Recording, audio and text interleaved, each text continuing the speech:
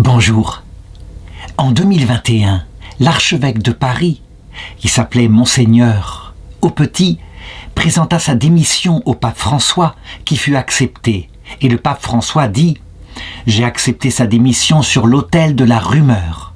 Je l'ai sacrifié sur l'autel de la rumeur, rien d'autre que cela. » En effet, on lui reprochait dans les médias, d'avoir une amitié spirituelle avec une jeune femme, une religieuse, avec qui il s'entretenait parfois de domaines spirituels. Et bien sûr, comme on le sait, dans cette période qui était une période de retour de bâton violent, à l'époque de mai 68, où là il y avait eu une libération sexuelle affolante, eh bien, on était retombé dans un puritanisme absolu. Je voudrais raconter maintenant l'histoire d'un saint, le bienheureux Charles Stebe, qui eut une amie spirituelle profonde, véritable, et avec qui il fonda une œuvre qui elle-même est béatifiée, la bienheureuse Luigia Poloni. Je voudrais les raconter tous les deux ensemble afin de bien montrer à quel point il faut être capable de discerner, et que ce n'est pas parce qu'il y a eu, à un moment donné, dans un excès, quelque chose qu'on doit rejeter dans l'autre excès, toute autre chose. Et bien sûr, Monseigneur Aupetit ne fut jamais infidèle à ses vœux, comme d'ailleurs Charles Stebe, qui, à son époque, peut-être, ça n'empêchait pas les gens de penser, fut peut-être regardé avec un œil suspicieux. Certains diront, mais comment en être sûr? Comment être sûr qu'il garda ses vœux alors qu'elle était beaucoup plus jeune que lui, 30 ans de moins? Eh bien, le Seigneur l'a confirmé simplement, après leur mort à tous les deux. Même si, quand elle mourut avant lui, il eut un chagrin énorme, eh bien le Seigneur l'a confirmé après leur mort, en justifiant leur béatification par des miracles authentiques qui montraient à l'Église qu'elle pouvait y aller. La naissance de Karl pour être précis, Karl Stebe, est en 1773. Il naît à Tübingen, en Allemagne, dans une famille qui est profondément protestante et, je dirais, un protestantisme piétiste, donc véritablement fervent.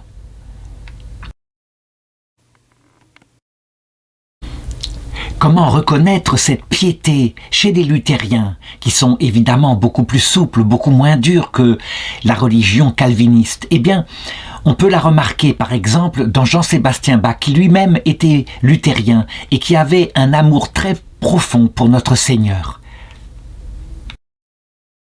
Cependant, la grande différence avec le catholicisme, c'est que ça reste une religion du livre. Je veux dire par là que c'est par la connaissance, par la méditation sur les mystères de Dieu qu'on s'approche de Dieu dans cette religion-là. Ce qui n'empêche pas, évidemment, à l'amour de pouvoir s'enflammer chez certains. Et donc, les parents, donc sa maman qui s'appelle Christine Elisabeth Himmeldörfer, ainsi que son papa qui, lui, est aubergiste et qui tient une auberge à Tübingen qui s'appelle Zum Lamm, ça veut dire à l'agneau, eh bien, ses parents l'élèvent dans une profonde religiosité. Sa mère en particulier le met en garde à un moment donné lorsque, devenu jeune adulte, il est envoyé par son père qui est dans le commerce de la laine. Il l'envoie se former à Paris puis à Vérone en Italie. À Paris d'abord, mais nous sommes en plein début de la Révolution française et là il y a une telle haine, une telle violence contre la foi que finalement son père décide de l'envoyer en Italie. Il y parvient en 1792 et sa mère l'a mise en garde en disant « Attention, tu y verras des catholiques, ne te laisse pas séduire par cette religion qui est orgueilleuse, qui est dévouée non pas à la vraie parole de Dieu, mais qui a falsifié les Écritures. » Il faut savoir en effet que les protestants ne se servent comme source ou comme canal de leur révélation, l'Esprit Saint étant la source que de l'Écriture seule, mais qu'ils ne s'en rendent pas compte, évidemment. Ils ont l'interprétation de Martin Luther, interprétation qui le conforta profondément dans sa foi. Il trouva dans l'Écriture des textes qui disaient que pour être sûr d'être sauvé, eh bien il suffit de savoir qu'on croit, qu'on a confiance en Dieu, et il nous emmènera au paradis. Le catholicisme, lorsqu'il se redressa avec le Concile de Trente en particulier, on appelle ça la contre-réforme, précisa que la foi est absolument nécessaire, elle permet la connaissance de Dieu et la confiance en lui, mais que c'est la charité, l'amour pour lui et l'amour pour le prochain qui fait le salut. La foi, si elle n'a pas la charité, elle ne sert à rien, elle est comme une branche qui n'aurait pas porté ses fruits.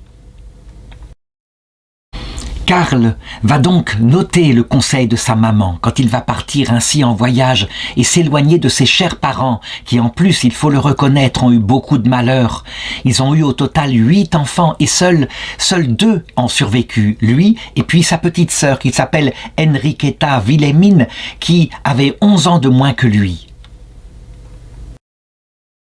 Il quitte donc ses parents à regret, et ce père qui certes était souvent strict, parfois excessivement strict, parfois un peu amer, peut-être parce que quelque chose lui manquait dans son cœur, tandis que sa maman était tendre et chaleureuse, ce qui fait que finalement Karl était parti ainsi vers la France puis vers l'Italie, avec une solide formation humaine, quelque chose de très équilibré en lui.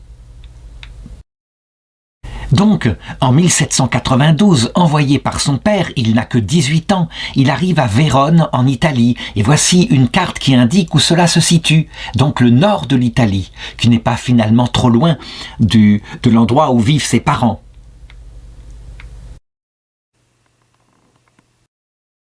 La mission qui lui a été confiée, c'est de rencontrer les partenaires commerciaux de son père, à une époque où il y a déjà des industries textiles, et donc des gens qui sont fabricateurs de tissus et qui véritablement pourront améliorer l'entreprise familiale.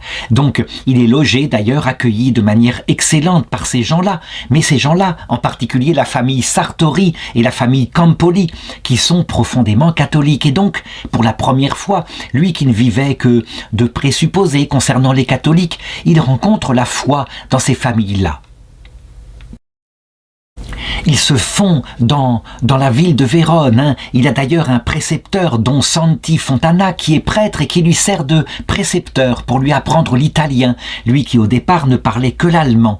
Et donc, il est en contact de tous les côtés avec non seulement des chrétiens qui vivent en famille leur foi, qui bénissent le repas avant de manger, qui vont à la messe, mais aussi avec un prêtre capable de lui répondre à ses questions. Il va rencontrer d'ailleurs à cette occasion-là un autre prêtre qui s'appelle Pietro Leonardi, qui lui a à peu près son âge, un très jeune prêtre, et il se lie d'amitié avec lui. Il lui présente son oncle qui s'appelle Luigi Fuzzari, qui est prieur de la congrégation de Saint-Pierre. C'est une congrégation qui est liée à Saint-Philippe Néri, et on le sait, ce saint qui avait vécu au XVIe siècle était plein de joie, la joie du salut, et l'humour, il le pratiquait, si bien qu'il rencontre ici une religion qui est très différente de celle qu'il a connue auprès de ses parents, qui était assez sévère, assez rigide, il fallait se comporter bien, une tenue extérieure. Il rencontre ici la joie de vivre, la joie d'être sauvé. L'amour qui envahit toute la vie, avec en particulier la présence avec le Christ de la Sainte Vierge. Et cela change tout, il s'en rend compte. Il y a une certaine spontanéité, quelque chose de plus simple, de moins guindé dans la foi catholique. Évidemment, il veut se renseigner, il veut poser des questions concernant les 3 canaux de la révélation chez les catholiques. Il y a aussi la tradition, et puis il y a le magistère qui vient confirmer la juste interprétation. Ça lui pose problème, lui qui a été habitué à ne se fier qu'à l'écriture seule. Évidemment, devant les explications qu'il peut recevoir de son ami prêtre et de son oncle, l'oncle de ce prêtre, eh bien, il est bouleversé. Effectivement, il n'avait eu jusqu'ici qu'une vision caricaturale. Il pensait que les catholiques, par exemple, étaient idolâtres parce qu'ils adoraient des statues. Il voit bien que les statues, ce sont juste des supports, rien d'autre que cela, pour se tourner vers la communion des saints, que Dieu seul est adoré comme Dieu, que les saints sont honorés comme des amis de Dieu qui peuvent nous aider. Il y a donc quelque chose de profondément épanouissant, quelque chose qui élargit le cœur. Non pas qu'il n'ait pas reçu quelque chose de grand dans le protestantisme, mais c'est comme si d'autres oraisons s'ouvraient à lui. Le Christ seul lui suffisait, mais voici que le Christ est avec son Église céleste et l'Église de la terre. Là, véritablement, on peut le dire, et surtout en voyant le dévouement, la générosité qu'ont pour les pauvres ces catholiques qu'il fréquente, eh bien, petit à petit, il le voit, sa foi est en train de basculer vers le catholicisme. Peut-on dire que sa conversion est due aussi au milieu, accueillant, à la gentillesse de ceux qui l'ont accueilli? Probablement, il ne faut pas évacuer cela, mais de toute façon, il a posé les questions, il a voulu se renseigner et il a été convaincu par les réponses, si bien que le 14 septembre, de cette année-là, le jour de la fête de l'exaltation de la croix, malgré les avertissements de sa mère, elle qui craignait que ça arrive, eh bien, il décide, dans les mains de l'évêque de Vérone, de renoncer à sa foi protestante, de la renier sur les choses qui sont contradictoires avec la foi catholique et d'adhérer pleinement à la foi catholique. Évidemment, les nouvelles parviennent à ses parents qui sont furieux, qui apprennent la chose et qui, véritablement pour eux, c'est plus qu'une trahison. Pour eux, il adhère à quelque chose qui est une hérésie, qui n'est pas la vraie religion du Christ. Comment a-t-il pu se laisser ainsi subjuguer par les filles italiennes, pense-t-il. Bref, on imagine. Et donc, ils vont décider de couper tous les ponts avec lui. Heureusement, ça ne va pas durer jusqu'au bout, et de le déshériter complètement, de mettre tout l'héritage au nom de sa petite sœur. Son père est secoué par cette nouvelle, par la conversion de son fils, et, on peut le dire, il devient de plus en plus amer. Ce qu'il y avait de pas épanoui dans sa religion se fait de plus en plus pressant. En 1797, d'ailleurs, il va vendre son auberge, et puis il s'installe dans un domaine qu'il avait loué. C'est le domaine Schwarzloch, près de Tübingen. Il va pas vivre longtemps, il mourra 2 ans plus tard. Pourrait-on dire que Karl, qui d'ailleurs à cette époque-là, ayant changé complètement de religion, prend un nouveau prénom, Carlo, ça veut dire qu'il traduit en italien son prénom allemand. Est-ce que ça veut dire que son père est mort de chagrin à cause de lui ? Peut-être qu'il y a un rapport, mais il priera toute sa vie pour l'âme de son père, et la réconciliation, j'en suis certain, se fera de cette façon-là. Lorsqu'on est protestant, qu'on croit que la Vierge Marie n'a aucun rôle, que les catholiques sont idolâtres, on change immédiatement d'idée. Lorsqu'à l'heure de la mort, on est accueilli non seulement par le Christ, mais par la Vierge Marie. On peut dire que d'un seul coup, tout ce qui était durcissement en soi ou erreur est balayé simplement par la constatation de la vérité. Carlo, pendant ce temps, ce qui démontre que les femmes, les jeunes filles des familles où il vivait n'ont pas eu d'influence sur sa conversion. Loin de faire cela, sa ferveur étant nouvelle, il se tourne maintenant vers le sacerdoce. Il en parle à l'évêque de Vérone, qui l'accepte au séminaire. Quand ses parents apprennent cela, que non seulement il est devenu catholique, mais que maintenant il voudrait devenir prêtre, qu'il étudie la théologie, c'est pour eux évidemment une fin de non-recevoir, une rupture absolument totale.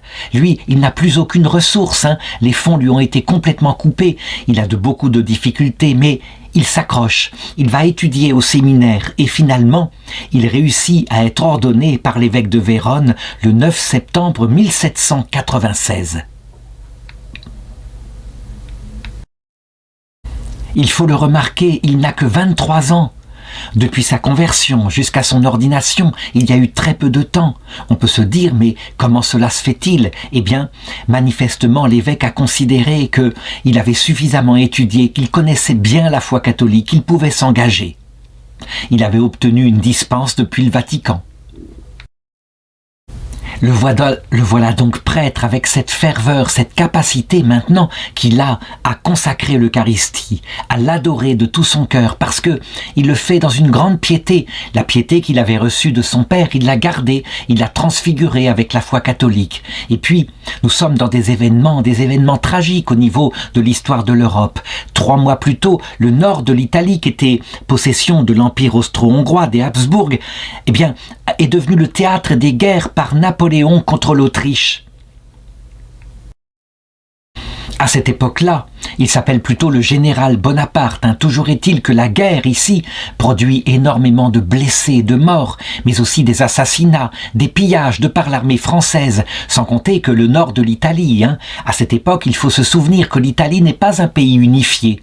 Le nord de l'Italie essaye de se débarrasser du joug français, donc les hôpitaux sont surpeuplés à une époque où on n'a aucune notion de ce qu'il faut pour soigner les malades, et en particulier des maladies infectieuses. Donc, les hôpitaux sont des lieux où se propagent souvent, à cause des poux, des puces, parce que c'est ça la réalité, une maladie comme le typhus.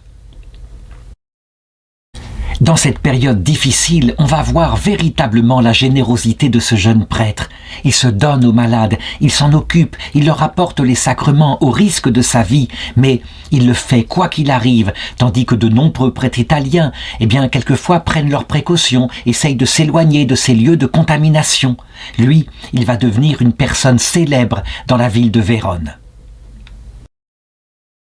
Cette activité qu'il aura durant toute la période napoléonienne et durant ces périodes de guerre est accompagnée d'autres activités parce que c'est un homme cultivé.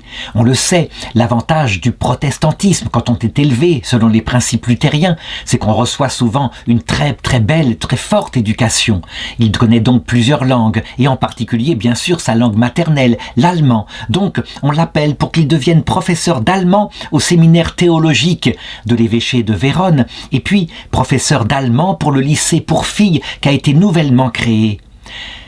Petit à petit, plutôt que de lui demander seulement l'allemand, dans cette région où il faut bien parler les deux langues, puisque c'est encore une partie de l'Empire austro-hongrois, il est appelé aussi pour devenir professeur de liturgie, de rituels, de chant au séminaire théologique. Actuellement, on dirait, mais il faut séparer les activités. Si lui va dans des hôpitaux où il y a le typhus, le choléra, diverses épidémies, on peut les noter, 1813, 1814, surtout dans les unités militaires stationnées, le typhus sévit ainsi que les années suivantes, en 1815, 1816, il y a même des famines catastrophiques. Les épidémies continueront tout au long du siècle. En 1835, on peut noter le choléra. Bref, on devrait se dire, il faut séparer les activités. Est-ce que ce prêtre ne devrait pas s'occuper simplement des malades et ne pas s'occuper de personnes saines dans les séminaires ou dans les lycées pour jeunes filles ? Curieusement, il n'y aura jamais de contamination. On peut le dire, il sera protégé par le Seigneur. Peut-être y a-t-il un ange qui veille de manière à ce qu'il ne soit pas contaminé. En tout cas, tout le travail qu'il fait, il le fait avec une grande générosité et il observe aussi ce qui se passe dans les hôpitaux. Il acquiert la conviction que des infirmières bénévoles, des religieuses consacrées à Dieu sont beaucoup plus dévouées, beaucoup plus efficaces que des infirmières qui sont rémunérées, qui font ça comme un métier. C'est une chose qui sera source de tension, il faut le savoir, au XXe siècle, lorsque peu à peu le métier d'infirmière deviendra un vrai métier et sera retiré aux religieuses. Comment conclure par rapport à cela ?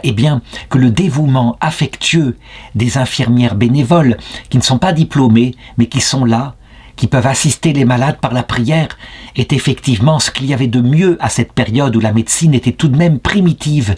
Mais que, au XXe siècle, lorsque les maladies infectieuses seront découvertes, qu'il faudra des soins techniques de plus en plus performants, il faudra peut-être que, effectivement, il y ait aussi une compétence professionnelle.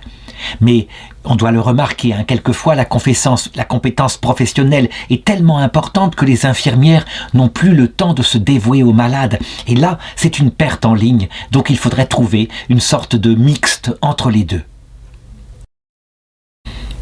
Donc, toutes ces années-là, quand il grandit, quand il augmente en âge, il réfléchit, il émet même des mémoires sur ces sujets, sur les sujets comme cela. Il se penche aussi sur la pédagogie en matière scolaire.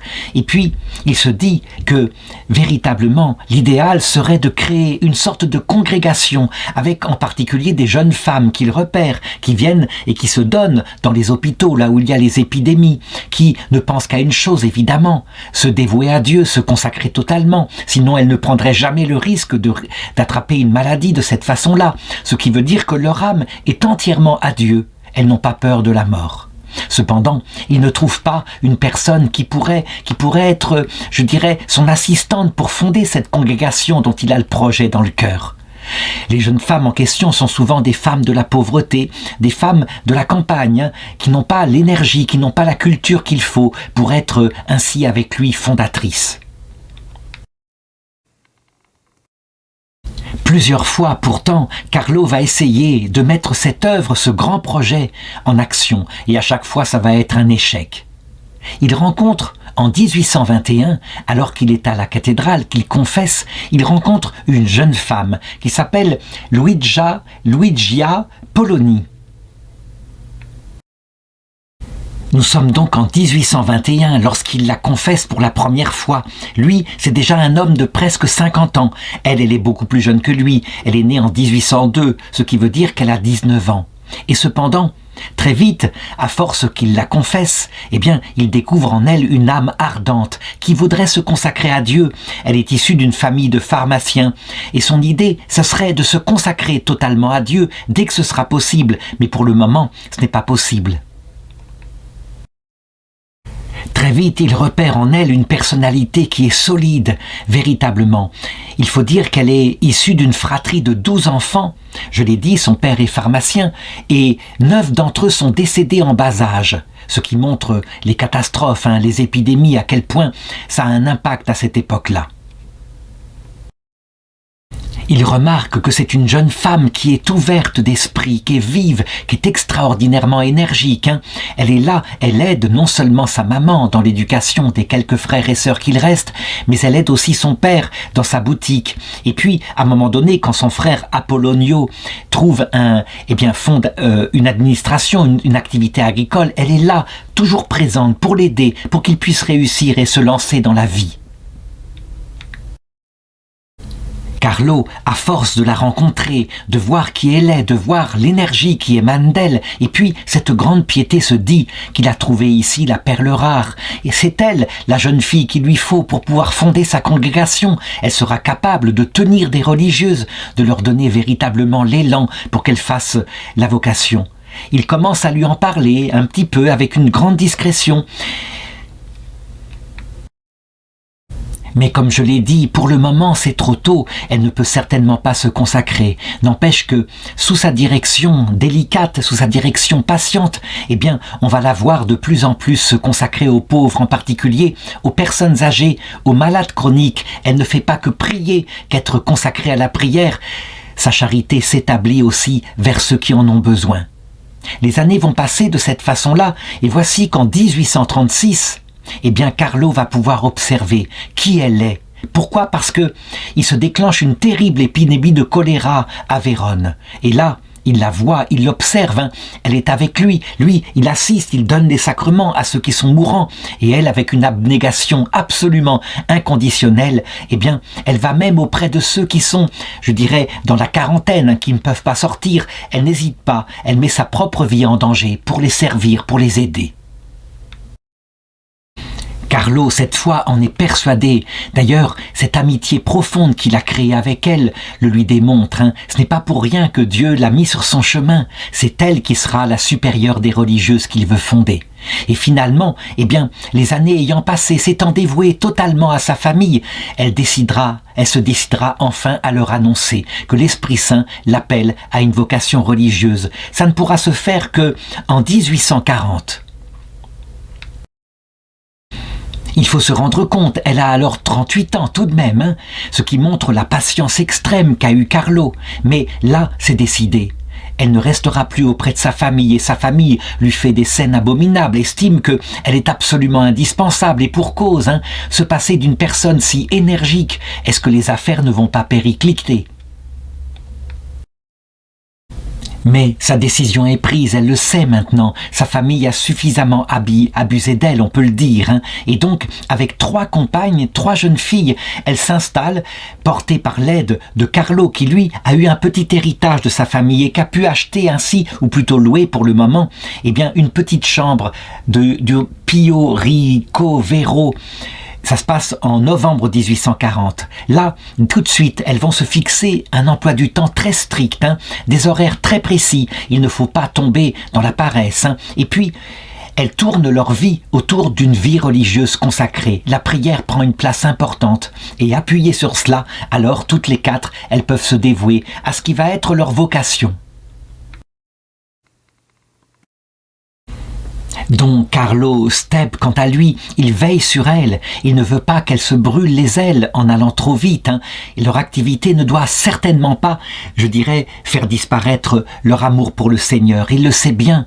Elles ne pourront, comme l'avait dit saint Vincent de Paul, trouver dans les pauvres le Seigneur Jésus-Christ que si elles l'ont d'abord cherché pour lui-même, longtemps, exclusivement pour lui-même.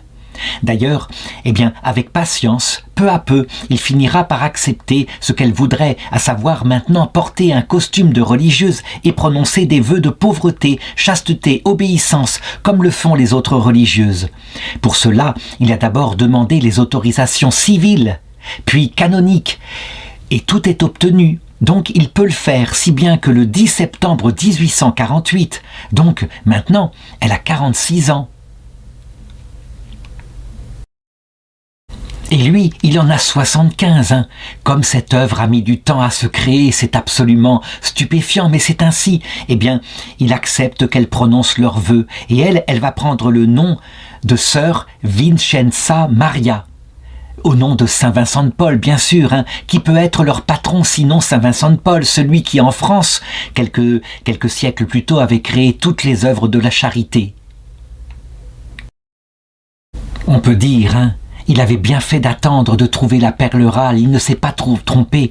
En ce qui concerne sœur Vincenza Maria, donc Luigia, eh bien, elle est véritablement la mère qu'il fallait à ses filles. D'ailleurs, très vite, des vocations vont se précipiter, ce qui n'est pas forcément une preuve, hein, à cette époque où il y a véritablement un renouveau de la foi dans toute l'Europe. Hein.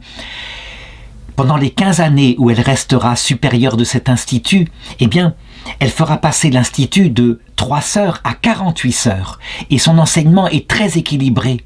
Elle demande à ses filles de toujours garder à la fois cette vie mystique qui est fondamentale, qui nourrira leur âme. Elles sont faites pour aimer, bien sûr, elles ne font cela que pour le Seigneur, mais en même temps, une rectitude dans l'action et une rectitude dans les horaires. Il faut tenir son corps. L'esprit est vif, mais la chair est faible, elle le sait. Et en ce qui concerne les malades, elle le dit. Ils sont le Christ. Il faut envers eux être plein de bonté, de tendresse, avoir toujours un sourire et une parole d'amour sur la bouche. La patience dans les tribulations, parce que les pauvres parfois, comme le disait Saint Vincent de Paul, hein, les pauvres parfois sont des maîtres terribles. Dès qu'il y a quelque chose, un geste un peu trop brusque, ils peuvent bien se montrer injustes et insulter, pourquoi pas ? Elle leur enseigne dans ce cas-là à la fois l'humilité quand elles ont commis des erreurs, hein, les reconnaître, mais aussi la capacité parfois de gronder. Hein. Il ne faut pas se laisser entièrement faire, sinon certains pauvres iraient trop loin. Bref, cet équilibre, ce bon sens qu'elle a par le juste milieu, qui correspond toujours à l'équilibre humain. Comme le Seigneur le disait, il y a 2 témoins qui témoignent. Hein. C'est dans l'Apocalypse. Et ici, par rapport aux pauvres, eh bien, c'est la douceur et la fermeté. L'une des maximes qu'elle va communiquer à ses filles avec l'aide du père Carlo. Les pauvres sont nos maîtres, aimons-les et servons-les comme nous servirions le Seigneur Jésus-Christ lui-même s'il était là, dans ce lit. Du côté de Vérone, hein, ces sœurs de la charité italienne, parce que c'est comme ça, elles ont finalement la même vocation que les sœurs fondées par Saint Vincent de Paul. Elles sont admirées, elles sont aimées. Il n'y a chez elle aucune sorte de tension, aucune sorte de jansénisme. Il faut dire que Carlo lui-même, je l'ai dit, venant du luthéranisme, hein, eh bien, il est opposé à cela. Il ne doit y avoir pas de puritanisme, mais de la bonté, la miséricorde qui s'exalte. Le culte en particulier qui les porte, c'est non seulement la prière, l'amour de l'Eucharistie, la dévotion à Notre-Dame des douleurs, au Sacré-Cœur de Jésus et Marie, ce qui fait que, évidemment, la tendresse remplit leur vie, on le voit. Peu à peu, devant une telle réussite et l'évangile qui brille au cœur de cet institut, évidemment, des demandes affluent. On voudrait des religieuses pour d'autres villages autour de Vérone. Et elle, qui est la supérieure, mère Vincenza Maria, eh bien, elle accède aux demandes des évêques, mais aussi parfois des curés.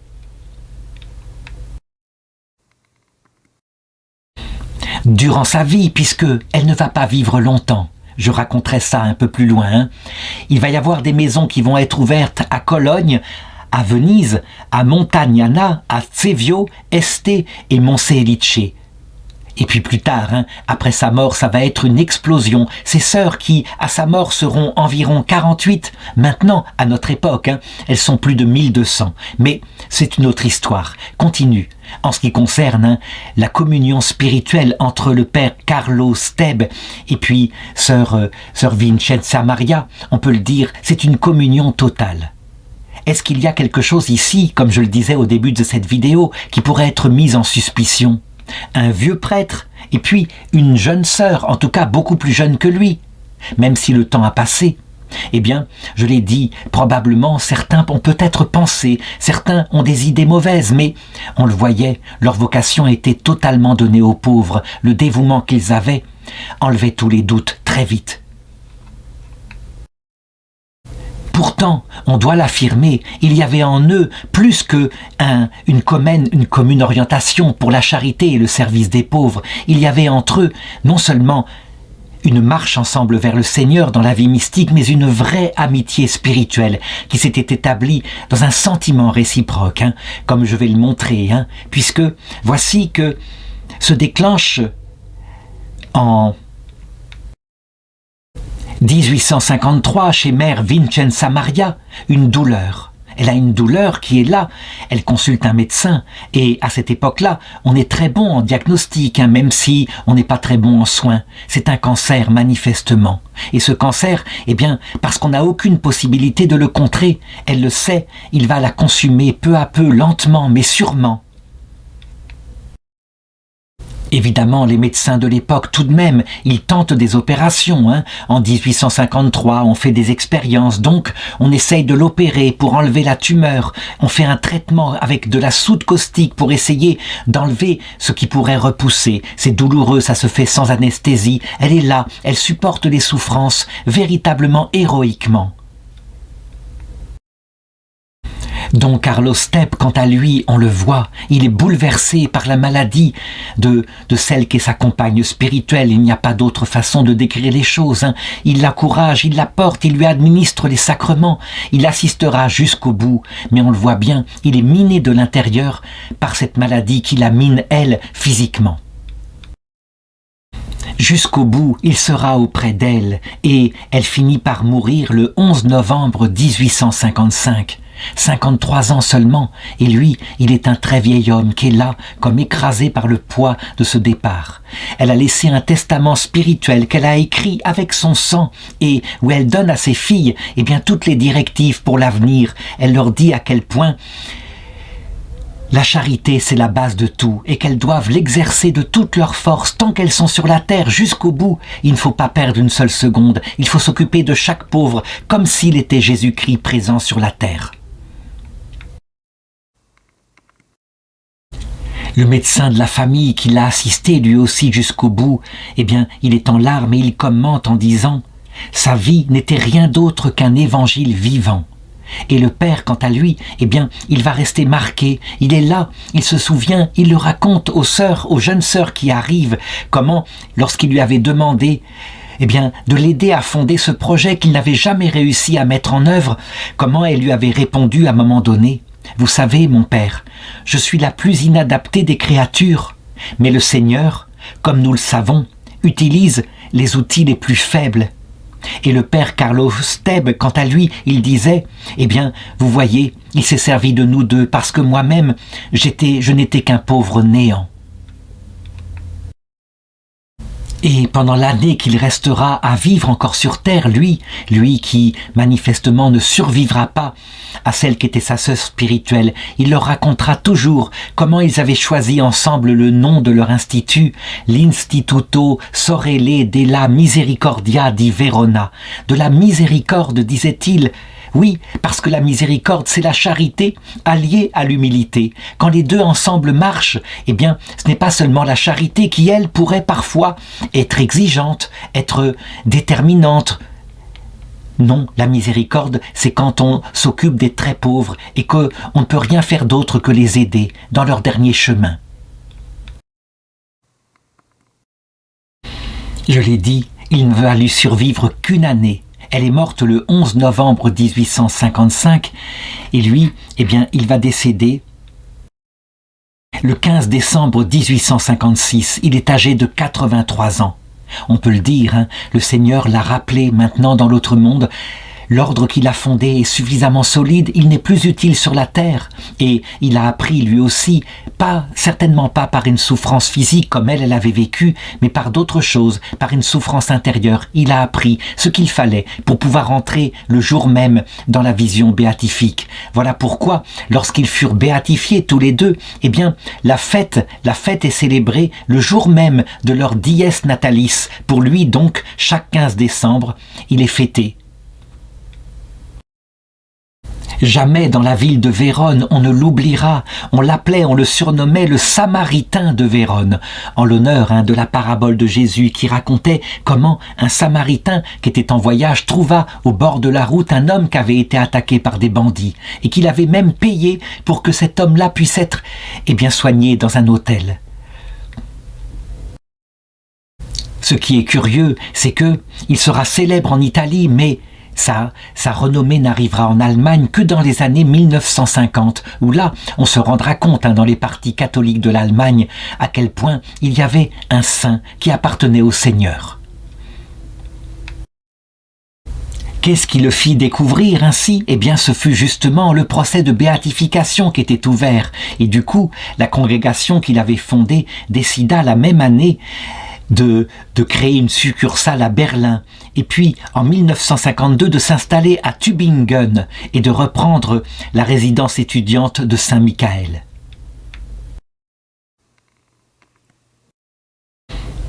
Et sa congrégation ne l'oubliait pas. Elle fit même construire, non seulement une maison de retraite près de la maison de sa naissance, mais aussi une église qui fut inaugurée pour le 100e anniversaire de la mort de Carlo Steb. Et la nouvelle église porte son nom, à savoir l'église de la mémoire de Carlo Steb. Comment pourrais-je conclure cette vidéo ? Simplement, comme je l'ai commencé en disant l'amitié profonde qui unit Carlo Steb et puis celle avec qui il fonda cette congrégation, on le voit, ne prête pas à confusion. Et il faut le savoir, il y a dans l'amour plusieurs degrés. Il y a la charité qui nous tourne vers Dieu et vers le prochain à cause de l'amour de Dieu.